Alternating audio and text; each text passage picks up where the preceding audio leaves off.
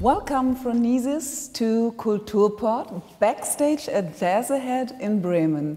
I know that you had a nice trip from Copenhagen to Bremen today, and I guess everybody came directly from Copenhagen, although you're not based in Copenhagen. In 2005, I think we decided, and at that time I was in London for a while, and I moved back to Copenhagen, and then I hooked up with Anton and another great pianist in Denmark called Magnus Hjort.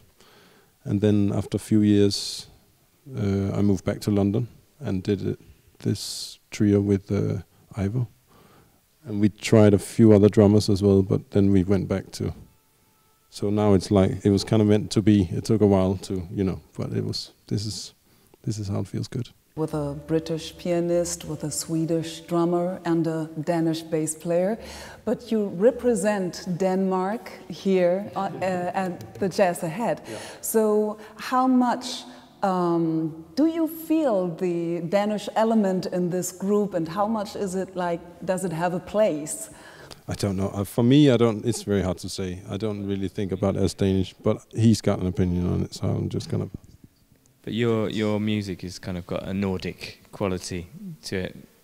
You could say that. And so what is the Nordic quality like? It's a sparse thing, isn't it? Don't you think? Isn't this a massive generalization now? But I mean, Nordic jazz anyway, for me, it makes me think of the people like Jan Johansson and those people with that folky kind of very downplayed in a way, not exaggerated. The melody is quite subtle. It's not like a big kind of Southern European romantic vibe, but there is in another way. Anton, maybe you can tell us what you feel about Danish jazz and Swedish jazz. Is there any difference to see and to hear? Both the Danish and the Swedish jazz scene is quite open-minded. There's space for lots of different genres within the jazz genre, and that I appreciate a lot. I moved to Denmark 10 years ago, I think, started studying at the conservatory, and actually it's even more, that school has a very open-minded thinking of what style you play, everything from rock to jazz to folk music to more avant-garde, and that's really nice to have so many different elements within one school. You named your band Phronesis. This seems to have a tradition or some kind of background which goes to the Greek philosophy. What does it mean? I like the idea that one name would kind of make it a little bit more democratic instead of calling it.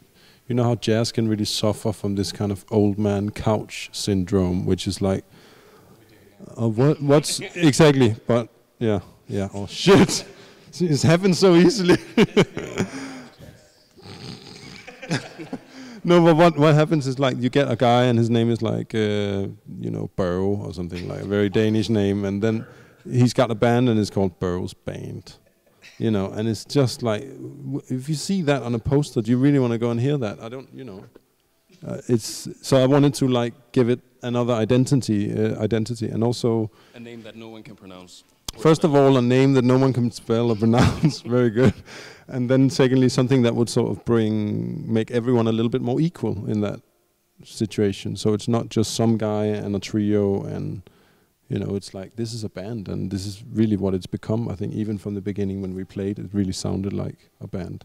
And the phrase, or the phronesis, the meaning of that word, there's pages written on it, but it means a certain type of wisdom that you can only acquire through experience, which I really like. I think that's kind of relating to human experience and, living life. Not growing older, I can say that now, but I wasn't thinking about that 10 years ago, like growing older. But it's kind of like, you need to do a lot of stupid things before you learn how to navigate through life, Life to everything. This is also a quote, and it also has a meaning. Where does it come from? It's from Plato, And also, I have to be able to say the entire quote now. You really put me on the spot. Do you remember the whole thing? Let me try it. Let me try. Music gives a flight to the flight to the imagination, soul to the universe, flight to the imagination, soul to the universe, wings to the mind, and life to everything. Phronesis seems to be a pretty modern band. We saw it on stage. You seem to be a live band too, that is always like overwhelming the audiences and taking them with your energy. What does it feel like when you come here to Jazzahead to present your music, first of all, but then to represent a certain country? It feels like quite weird because, I mean, I've been away from Denmark for a long time. But it also feels really good. It's great. You know, I spent like the entire day since this morning on the bus with a load of really great jazz musicians from Denmark that I don't know that well. And it feels really good to like meet those people. And I have an idea of what's going on the scene in Denmark through Anton as well. But I wouldn't say I'm like sort of directly a part of it yet. But it's something I'm looking forward to checking out. That's the funny thing about jazz in the way that it's a global phenomenon now. Everyone's playing it, all these different countries are being represented, but the way that each country goes about supporting jazz and developing it is different from country to country. So in a way there's no borders, but there are in a kind of practical way, but there shouldn't be really, but unfortunately there are. What do you expect from this presentation here? We have a wonderful woman called Sue Edwards, who is the band's manager, and she's working really hard for this band. 25/8. No, but really a lot of hard work. And she's of course meeting lots of people, and we can just hang around and look stupid. But it's basically, I mean, we hope to come out more and play more concerts.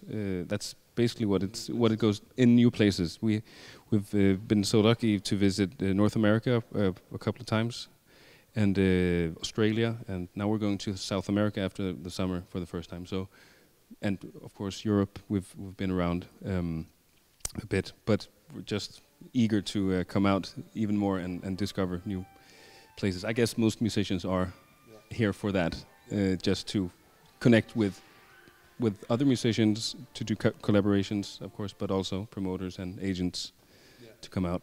It's the whole network thing, isn't it? You get this, you meet people like when you play a gig and they're like, oh, have you not played there? You should go and play there.